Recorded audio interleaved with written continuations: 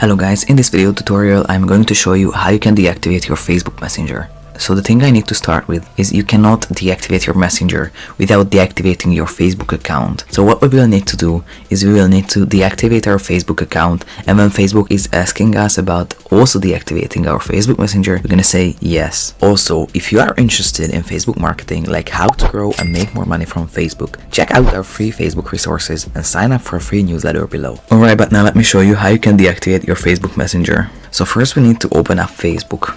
Then you need to click your profile picture on the bottom right corner, and on the top right corner you need to click the settings icon. Then under Meta Accounts Center you're gonna click see more in Accounts Center, and you're gonna scroll down under account settings to personal details, and here you're gonna tap account ownership and control. Here you need to click deactivation or deletion. Click the profile you would like to deactivate, and keep in mind that you are also going to deactivate your Facebook profile, so you cannot only deactivate your Messenger. Here you can either choose to deactivate or delete your account.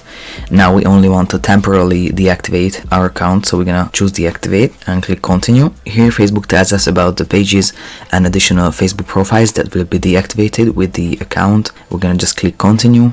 You need to give your password to Facebook, and here you need to choose the reason why you are deactivating your account. I'm going to choose this is temporary, I'll be back, and just click continue, and here you click continue again. And here before you deactivate, Facebook asks you whether you also want to deactivate your Messenger. In this video you want to learn how you can deactivate your Facebook Messenger, so we don't need to check this box, we just need to click deactivate my account. Alright, so all in all, this is how you deactivate your Facebook Messenger.